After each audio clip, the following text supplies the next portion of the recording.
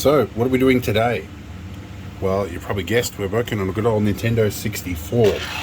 Go into that in a minute. There is a previous part 1 video to this.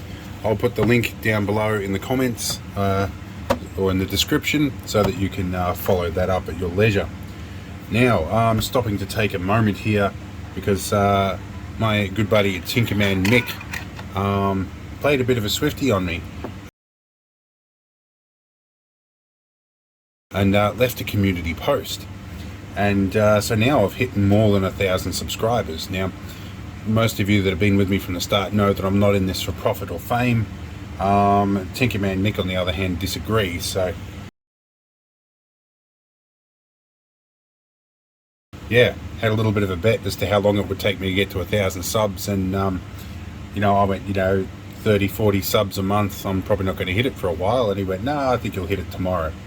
Well, I woke up this morning and I'm way over. I'm like 1.15 thousand subscribers. So thanks to all you who subscribed from his community post. It's really appreciated. Let's get on with this Nintendo 64. Now, I have a whole bunch of things for this, including multiple controllers and RAM packs. But we have the RAM expansion pack, the RD RAM expansion pack, and we have an EverDrive cartridge for it as well. Which allows me to play pretty much every game ever made off a ROM, along with all the NES games and homebrew and all sorts of other stuff. And it is switchable between PAL and NTSC. It's switched to PAL mode because of my region. Now, I recently got a HDMI adapter for this, which just plugs into the standard composite out. It's not the full-on mod for this, because I wasn't quite ready to do it yet.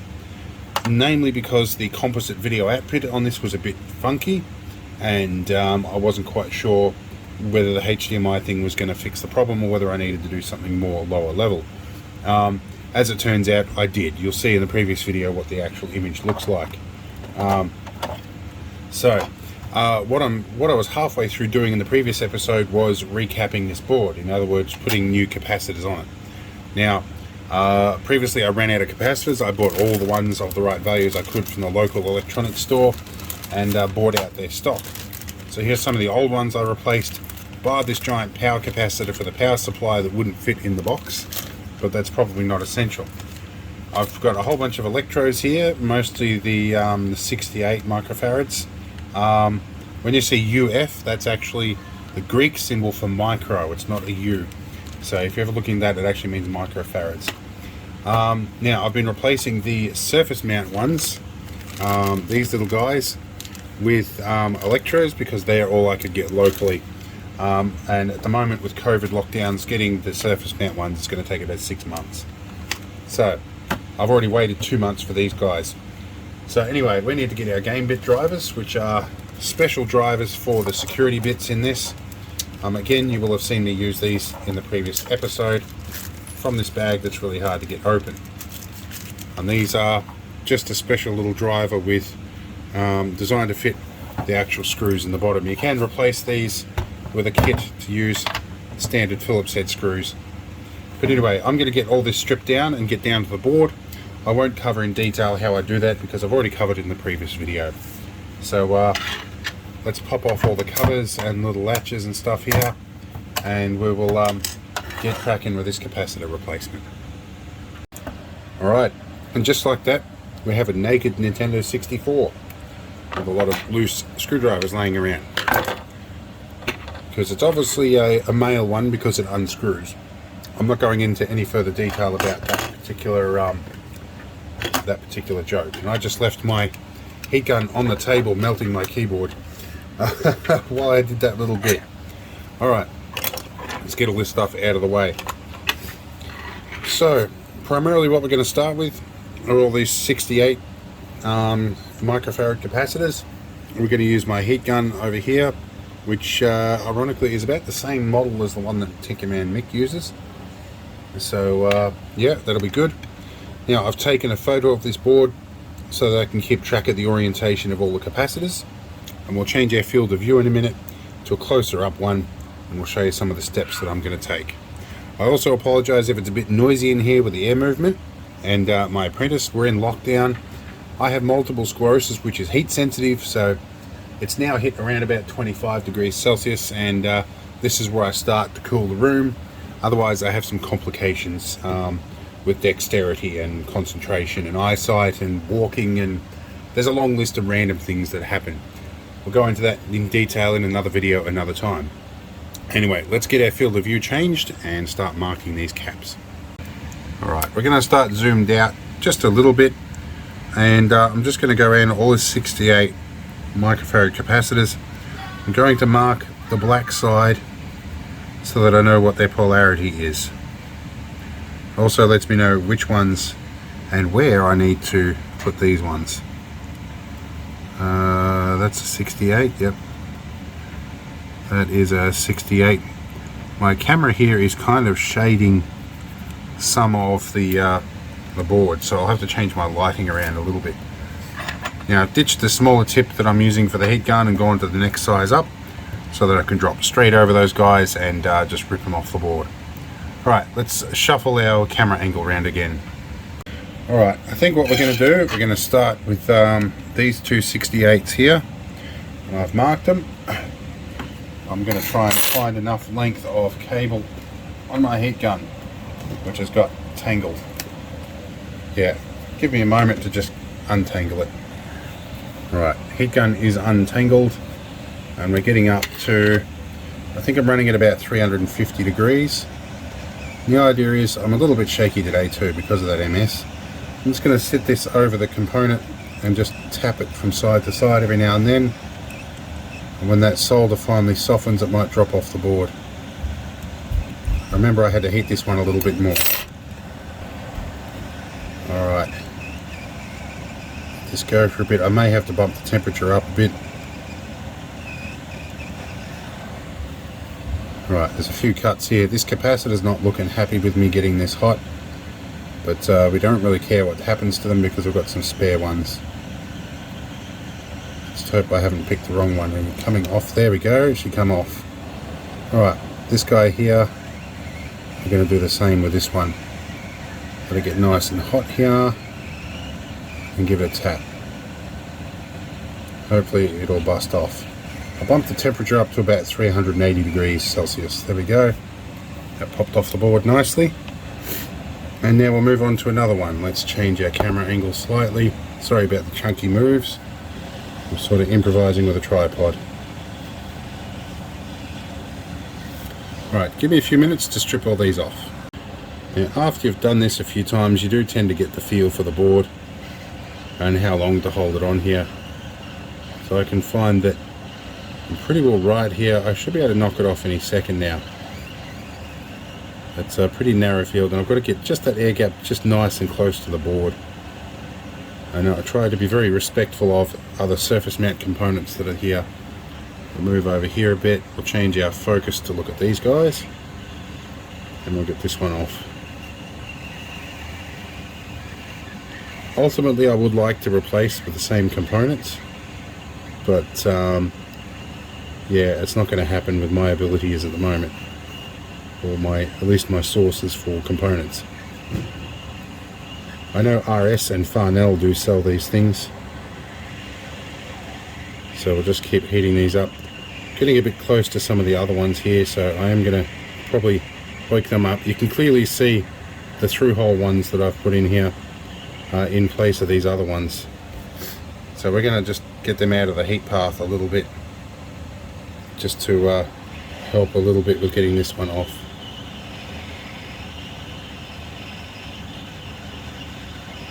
We'll get there. I want to be quicker about this one so I don't overheat the adjacent components. And I'll change our focus up here. There we go. That one's off. So I've got two more to do. Let's move over to these two. See how we can go. Of course, when you're doing this, getting hold of something like a tissue and whatnot is a problem, and I've got a little bit of hay fever. And fun fact, I never used to have hay fever until I started getting Tisabri, which is a treatment for multiple sclerosis that helps block lymphocytes entering the brain. It does slow it down, but fun fact, one of the side effects I now have, along with rash, is also hay fever. So yeah, that's fun, but better that than losing my eyesight and not being able to walk. It does make wiping my nose off camera and snuffling over the audio recording a problem. This is our last one, so we're almost done. There we go. Alright, we'll let all that cool off and then we'll look at putting some capacitors back on that board. Now, fun fact, Tinkerman Mick donated both this spudger and these tweezers to me when we started getting our channel sorted. Oh, and this one got himself stuck onto the board. I made Tinkerman Mick some transparent acrylic tweezers in my laser cutter a while ago. I might have to reheat that one. Oh, it came off. Oh, that one was very hot. That burnt my fingers. Oh, let's find something cold off here. The heatsink off the N64 itself. So I'll lift these guys off the board. They're all pretty much loose. Some of these will probably still be okay, but I should, for shits and giggles, just test if any of these are actually good. Although I don't have a capacitance meter, so that might be challenging. Alright, so I haven't burnt off all my marks for where the capacitors go. So that's good. That will give me an idea of which ones I need to be putting back on there. Shouldn't be too much of a problem. I have exactly enough anyway. Alright, so now what we're going to do, we're going to turn off the heat gun. Over here we're going to turn on the soldering iron, and I'm going to take some 6040 tin lead solder. And I'm just going to reflow some of these joins here because this is all lead-free stuff, I think. I'm not sure if they were using lead-free in the 1996, but I think it was sort of the dawn of it. Anyway, so yeah, we'll reflow some of these. I'm going to use the thin stuff. I do have 1mm stuff that I love to use, this stuff here, but I'm going to use this stuff instead, just because I've got a bit more flow control. I may have torqued enough now for the bigger iron to be hot. This is my trusty old Weller iron that I have used for many things for many years. I've seen a recently one go up for sale on Marketplace, but with lockdowns I won't be able to get it. So alright, we'll let that warm up and we'll be back. Alright, we're going to add another fan to the mix here, and that's my extraction fan. And it'll sound a bit funny because I accidentally knocked a blade off one of the fans out of it the other day. Difficult to do, but you know, I managed that. What it does do is help stop getting solder fumes in my face. So we're going to just go over all of this stuff. I'm going to dynamically change the focus while I work around this board, just so that you guys can see what I'm doing. I'm filming on an S21 Ultra 5G. The 256 gig model, because the 512 was basically impossible to get at the time. So but yeah, we're just reflowing all these joins. Let's pull our camera back a little bit here, and we're going to be working over in that corner, this side of the switch. Playing with the focus here, so you'll have to bear with me a bit. Some people have told me that my videos like this when I'm talking are a little bit ASMR type. I didn't think I had that attractive in a voice, or that an attractive a voice, but you know, some people think I do. Right, so that's all the pads reflowed. Let's get some electrodes out and trimmed to length. I'll do one as an example and then I'll finish fitting them all, and we'll see what our video output looks like. Alright, we're back to our 0.6 times zoom, and we have our bags of capacitors laid out. So the ones we have all pulled off at the moment, 68 microfarad ones. So we're going to open these guys up, and I'm going to I won't tip them all out because I'm going to need all of them. What we're going to do, in case you haven't seen this before, this big stripe down here with a line on it, that indicates negative. That is important because they're electrolytics and they are polarized. So I'm going to trim these to a sensible length, lead length of about that, and we're going to lay them on the board like that. However, in the meantime, I'm going to tin the leads, which requires a little blob of blue tack here, done on the heatsink just to make it easier for you guys to see. Let's see if I can change my zoom. So it would appear changing zoom on the fly is a no-no according to Samsung, but we can adjust our view up a little bit and get our active focus right there. Now we will tin this guy, which involves just putting a little bit of solder on each leg. Now this board is stuck down, and because of all the hand sanitizer I've been using, all the government mandated stuff, I have very little grip, so I'm going to use a bit of blue tack to hold this component. Also shields me from the heat slightly. Tack one leg down and tack the other one down, and we get a bit more heat into it then. I might use my other stuff because it's got a little bit better flux in it, and that join looks pretty horrible, so we'll reflow that with a bit of the better stuff. And that hopefully should look pretty good. I don't normally take this long to put something on the board, but you know, I want it to look pretty, so taking my time. We'll peel that off. Then what we can do here is we can give this a bit of a tweak and a wriggle and lay it flat on the board, or thereabouts, just so it doesn't make contact with other things but is still low profile enough to fit under the heatsink. Okay, now I've got to do that for another 1, 2, 3, 4, 5, 6, 7, 8 times or thereabouts. So let's continue with that, and I'll show you where I'm at once I've done that. Now I'm just pausing for a moment to tell you that sometimes capacitors have some unusual sexual proclivities. So I've allowed this one a little bit of a kink just to get it into a tight space. So you don't need so much of a run up when you've got a kink. So anyway, let's move on. Okay, so now I'm getting really kinky here. I'm taking a 90-degree bend and a downward kink to fit it into a really challenging space. And I just dropped it on the floor. I guess that's why I have under desk lights. Anyway, I'm going to find that, attach it, and move on. Alright, so this guy got bent up over the whole affair real badly. But pretty sure a little bit of heat and a bit of hot lead, hot stuff, and he'll be alright. So this one's going to be tricky to solder in this particular spot. Now, do we have the negative wire going to the negative terminal? We do. Good, because I don't want to have to pull this off again. Oh, so many puns you can make. Right, that guy is in, and crucially it's below heatsink depth and not interfering with this. That might even be the last one that I've done. Right, so now the next step, we go over every bit of the board and the photo I've got and make sure all the polarity of these is correct, because we'll have a little mini skyrocket if we don't. We'll let all its magic smoke out. And in case nobody's explained to you, all electronic equipment works on magic smoke. If you happen to let out the magic smoke, you're going to need a magic smoke replacement kit, which I think J-Cars sell, although really only on the 1st of April, I believe, is when that usually goes on sale for one day only. Anyway, let's move along. Okay, so I've checked over this board fairly thoroughly, and it appears I have all the capacitors correct. Now, worth noting, just in case you know, you get lost with the marks and whatnot, there's silk screen under this board.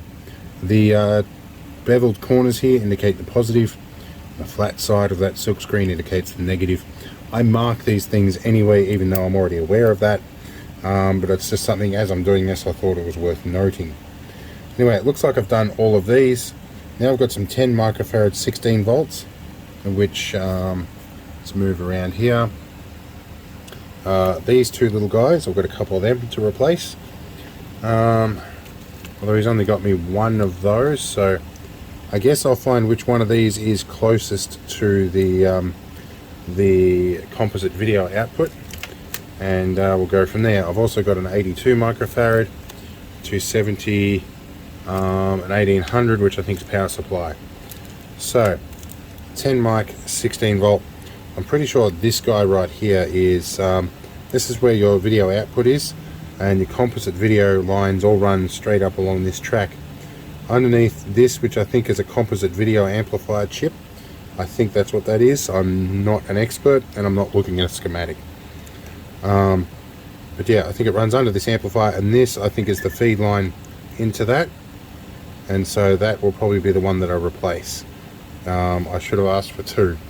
this particular variant of the board has that extra capacitor and a bit of a different configuration on this end of the board than the model that I got my capacitor list from. So I will just check carefully, but I think that's the one that's going to go. Everything else looks pretty good. So yeah, let's I might swap to a smaller tip. I think this one will fit that hole nicely. So let's do that, get that off and get the other cap in. Now, for those of you who are actually more versed in this, I'm pretty sure this is C128. In fact, I think it says it on the board right beside it. So yeah, I'm hoping C34 is not the problem.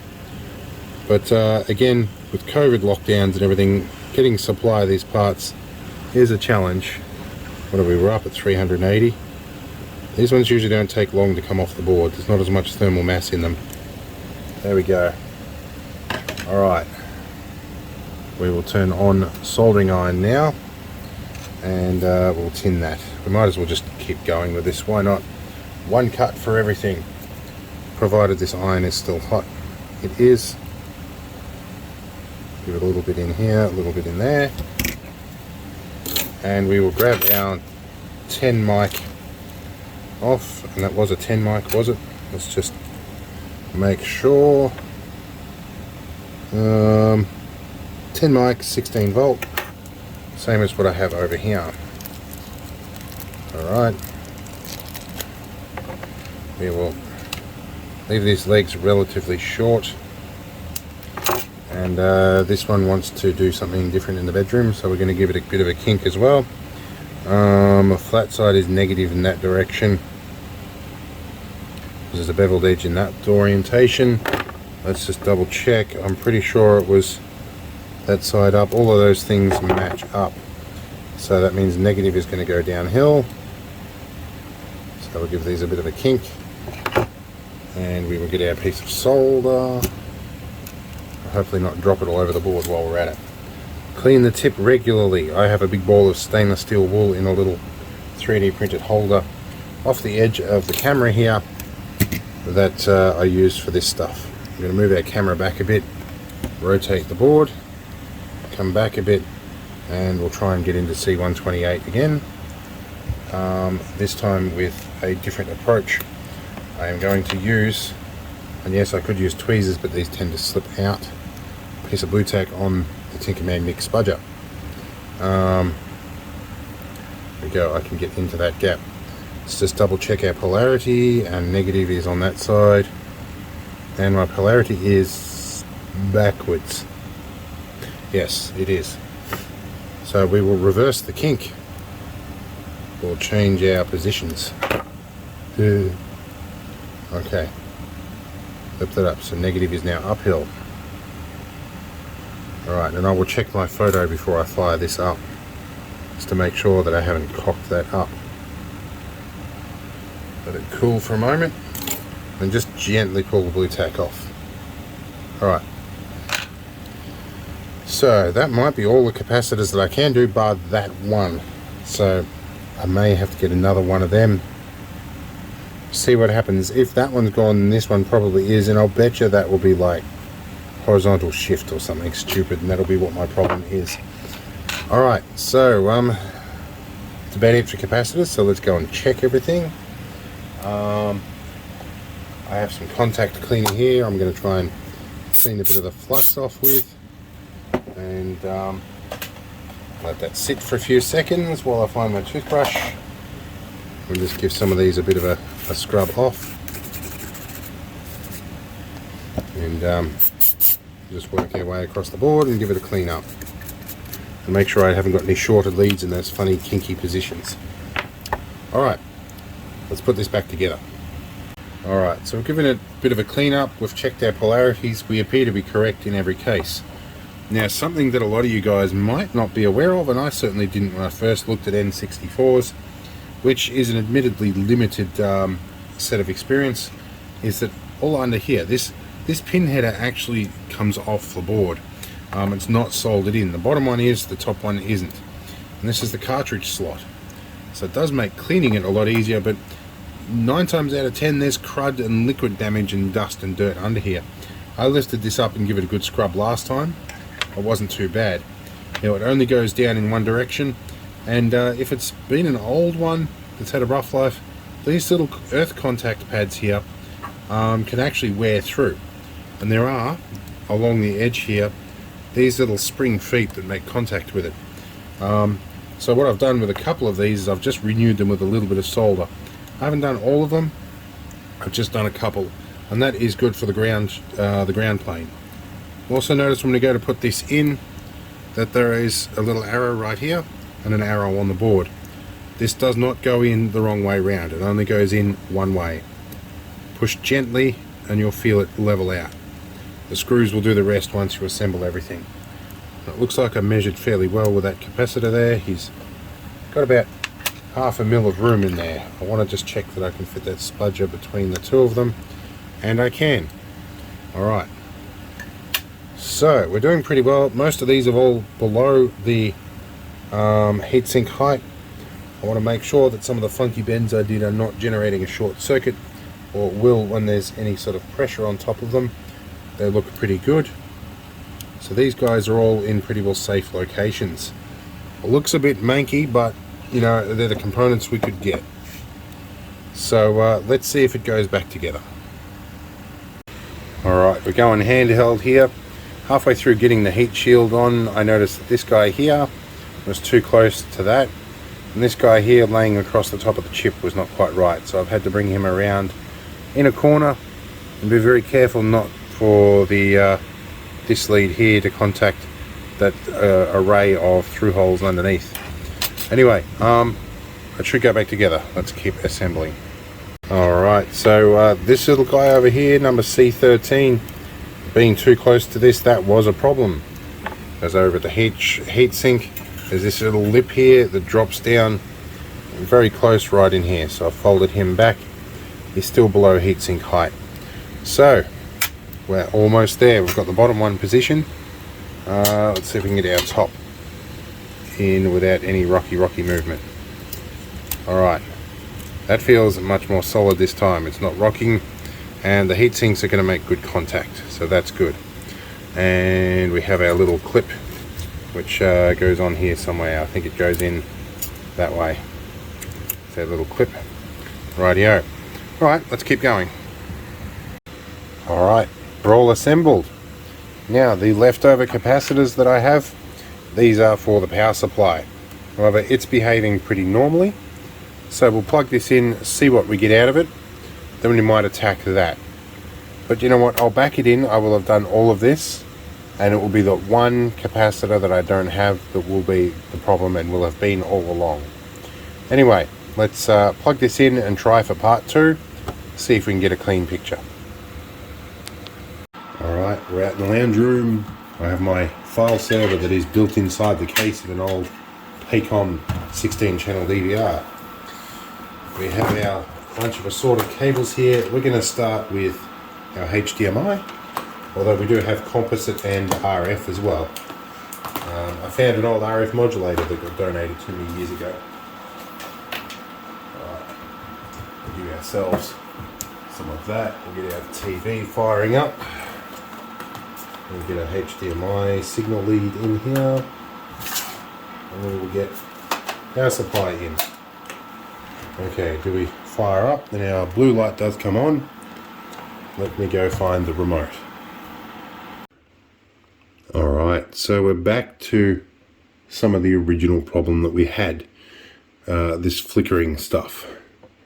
So let's go over to composite and see what happens there. Now, ignoring obviously some of the reflection on the screen, one thing I did notice with this is that last time I tried this, my horizontal position was really skewed off. So what we might do here is we might go down to our AV input and try that. This remote is horrible. Let's swap over to composite video. Good old solid state stuff. See if we get a picture here. Well, that looks considerably more stable.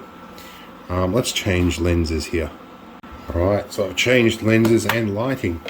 This looks a lot more stable than it has been in the past, but going into a game will tell. So let's have a look here. Let's go our N64 ROMs. We'll pick something random in here. Try Destruction Derby.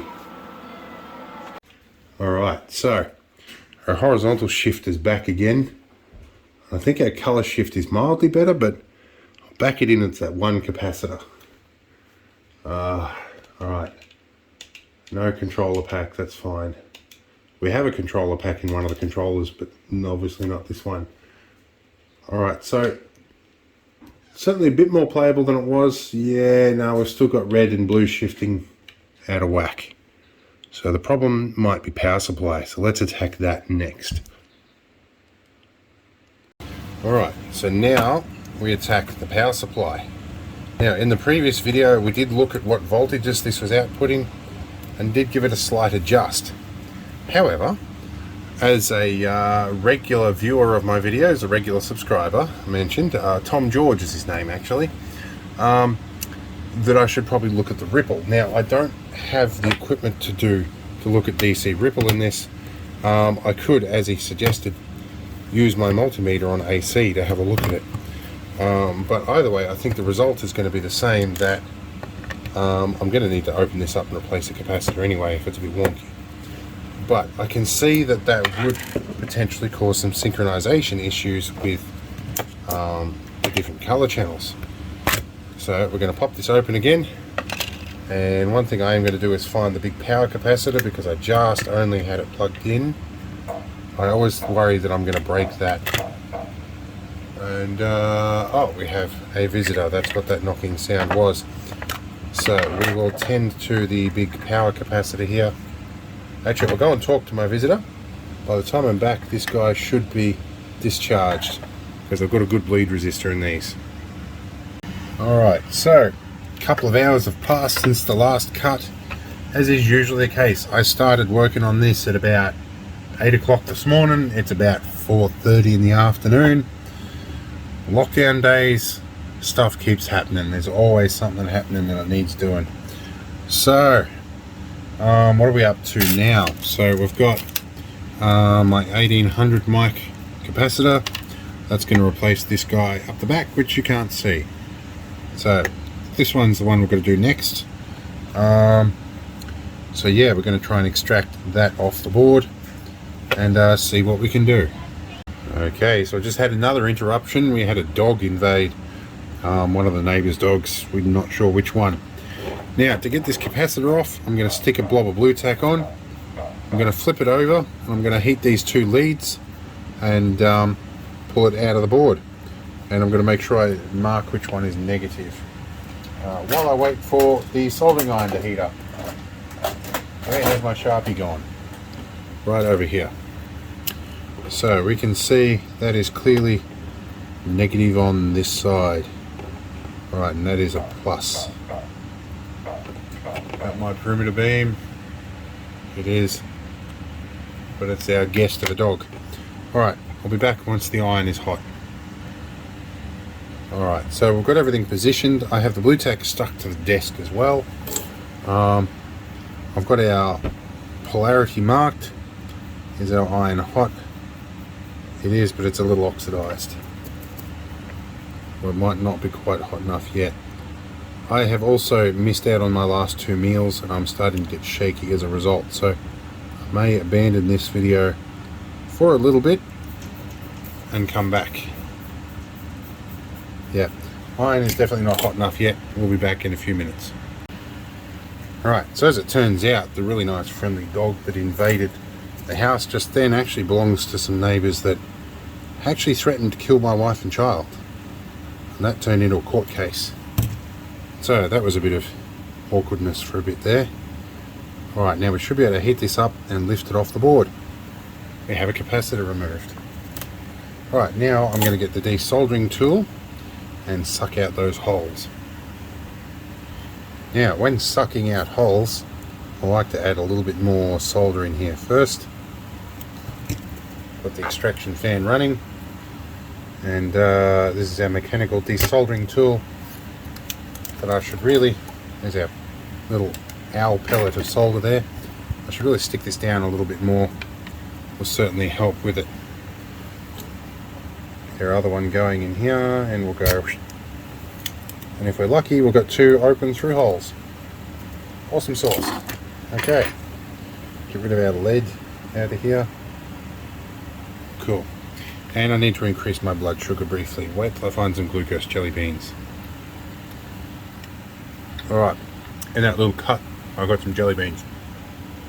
Before you get on me about eating around solder, yes, I'm aware of the risks. I paused, got up from my desk and went and washed my hands with Solvol. But I should be a bit steadier in a few minutes. Because my dexterity's gone and now I can't get into this bag.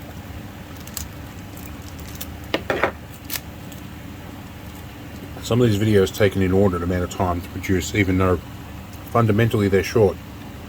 Right, negative.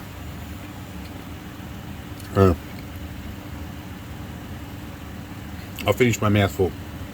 Okay, it is silkscreen board, which is handy backup. It's also worth recording the polarity anyway. So this is definitely an 1800 mic. We are putting an 1800 mic back in. It's a 16 volt where the other one was a 10 volt. With capacitors, the general rule of thumb is you can generally go up in voltage, but going down in voltage is generally a bad idea. Now I'm gonna just, you know what, normally what I would do is I'd splay the leads or the legs a little bit to keep it to sitting in there a little bit, but because I have blue tack, I'm going to stick it in place and I'm going to solder these 2 in. Blow that in. Alright, just double checking or triple checking my polarity is negative to positive there. That's negative. Alright, we're good. That is that capacitor done. Alright, now I've already replaced a couple on here, but all the factory original ones have got these blue marks on it. This guy's the main power filtering cap that comes after the bridge rectifier. So generally you have transformer stage, bridge that brings it to sort of a half wave DC. You've got, this would be a transformer stage. You go from AC to DC here, or half wave DC in the bridge rectifier, and this smoothing cap just levels all the ripples out so you get a much smoother DC. If I had a ripple problem, that capacitor would likely be the case, but the one I have for that is too big to fit in this casing in any way I can find out. So I'm just going to replace all the other ones in the hope that that has something to do with it. This little capacitor here is a voltage adjust capacitor. It's at maximum and I'm getting just a nice even 12 volts out. So that tells me that maybe one of these little guys around here somewhere is not doing its job quite right. So we'll keep trying to rip these caps out. This little guy right down in the guts here is hard to see and it's going to be even harder to get out, but we'll work on it. So we'll be back in a few minutes when I've done these other capacitors. Alright, so we have replaced everything except this big fat guy here, and there's not much I can do if I can't get that one in there. Let's just have a quick recap of the recapping of the capacitor. This guy is a slightly higher voltage but significantly taller, and there's no real way I can squeeze that in this package here without compromising insulation or something else. So basically I've replaced everything else, so we're going to put this back in the casing and we'll check our voltages out and see if anything has changed. Alright, we're going to put this back together, but not with the screws just yet. We're going to plug it in and find our meter and basically see what this is putting out, see if anything's changed. Alright, changed our camera angle a little bit and we'll stick our meter over here. We'll go our 20 volt range and we're going to do the backlight so that you can see what's going on. Now I always forget which one is ground here, so we're going to start in one corner and probe our way across. That's what she said. Right, 8 volts, I think that's a complementary voltage. Oh, 3.8 volts. Seems a little high. So that should be 3.3. Got 3.8 on all of these. Nothing on that one. So let's move our ground along a bit. This gets challenging without a bit of adhesive to stick this down. There we go. So the 3.3 volt I think is up at about 3.8, so we may have to adjust that down a little bit. Let's try this. That's still an 8 volt. It's 3.8. We'll find our right voltage. Should be a 12 volt in here somewhere. So we'll find our way along eventually.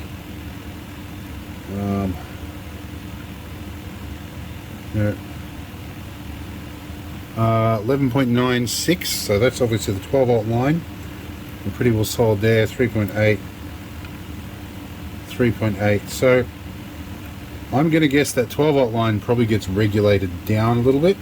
So I might give it a little bit of a tweak to try and bring that 3.3 volt voltage down just a touch.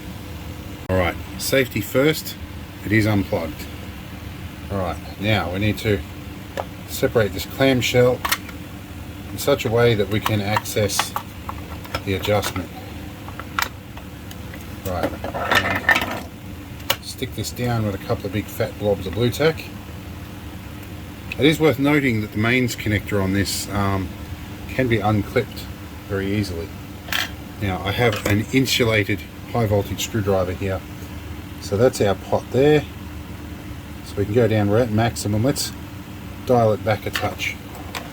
And this is where it gets dangerous because I'm going to be doing this while it's plugged in. And I think that is my 12 volt line there. We'll find out when I plug it in. My RCDs do work. I actually have AS NZS 3760 certification to test this, and I have the proper equipment to do it. So my RCDs do get regularly tested. Let's see if we can bring our 3.3 down a little bit. Bring it about 3.4, and that hopefully should be a nice balancing point. Where's our 12 volt here? I'm getting a little bit, we've got about 10.6, which is about what I had when I first had it. So I think 10.6 is pretty safe. I might plug that in and see what's happening. Maybe my color shifting is a bit of an overdriving thing. When I first got it, the 12 volt line was about 10.6, so yeah, I don't know. I'll try it at this and I'll see how well it plays. Certainly I'm not over voltaging anything. So let's try that, and I think more crucially the 3.3 volt side is probably not regulated on the board. I think for the 12 volt there are some regulators already on board, so I think this will probably stabilize it out a bit, and I'm pretty sure the composite video signal is referenced off the 3 volt line anyway. So yeah, we'll rip these out, we'll turn this off, and we'll get it back in place. Let's unplug the lead on the other end of my test bench here. We are now unplugged. Alright, we'll manipulate all of this back into this casing now and put some screws in. And I'll be careful because there's a big mains voltage cap in there that I'm 100% sure has been energized. We will stick our lead down so it doesn't run away. 2 security screws. By the way, that's what these Nintendo security screws look like. At some point I will buy the screw kit and replace these all with Phillips head ones, or better yet, Robertson. But they're almost as uncommon in Australia. Canada, on the other hand, they love them. Also known as square drive, to avoid patenting laws. Right, let's go plug this in and see if we've made any difference. Alright, back in the lounge, and we're going straight for AV. Let's see how we go. We've got a blue light, so that's good. That looks pretty stable so far. Let's try again. N64. Let's try something I know, like Donkey Kong 64. That one is the USA version. Yeah, I can still see a bit of that shifting already, but we'll see if it's playable at all. Some of the games are almost unplayable the way it was when I first got it. Seems like my server's finished cooling itself off. Ah, okay, I see. The USA version doesn't work because it's NTSC and we have a PAL unit. So if I push the reset button, it should just go back to where it started, or we just turn off and back on again. Alright, so we just grabbed the first cab off the rank, which is 1080 snowboarding, just because I'm getting lazy. Well, the picture looks a lot more readable at this point. A lot less colour separation than we had the first few times. This might be playable. Yeah, this actually, we might be playable. We've still got a little bit of shifting, but that could be some sort of optimization. Yeah, definitely got green shifting happening here. I'm gonna have to, and red is definitely shifted as well. Sounds like my apprentice is having a malfunction as well. I don't know what I'm doing with any of this. I haven't played this one at all. I just know it's the first one off the rank. Well, okay, so it's playable probably more so than it was. But, oh, this is one of these analog stick ones. Alright. Yeah, and I've got an old control with a loose analog stick. Something I'll have to fix at some point. I'm guessing we get some more speed if we face plant into the ground. Yeah, so yeah, red is definitely shifted, green is definitely shifted. Blue seems to be pretty well on target, which is hard to tell because red and green aren't in the right spot. So I might have to look into the RGB standards and try and sort of catch up to speed on how composite video actually isolates these colors, and it might give me a hint. But there's certainly 3 separate color channels on that board. I'll do a bit of homework. Alright, so I jumped into an old favorite Mario Kart. I'm clearly out of whack on, but I've got the cheats working. So I've got infinite bananas at least. I can still see red shifting. I've turned off all the extra signal processing. I can't multitask. I've turned off all the extra signal processing for composite input, or like all the dynamic gain and noise filters and everything, and I've set it back to 4:3, and it looks a little better. There's still some more things to fix, so this could be just cables, but for now it's playable.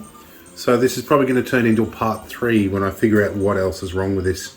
This could very well be something to do with the cartridge itself. It is a second-hand cartridge, so I might look at firmware and some other stuff, but I'm sure it's going to be something electrical somewhere. But anyway, for now, I'm going to give you a thumbs up, and we're going to enjoy a bit of a break from fixing an N64 for a while. We'll come back to this in a couple of weeks. Alright, see you later. Have fun and stay safe. A bit of bonus material. My apprentice discovered what I was up to. She seems to think it's perfectly playable at the moment. So yeah, this saga will continue, but I think I've been kicked off it for the time being. Anyway, I'll see you again soon.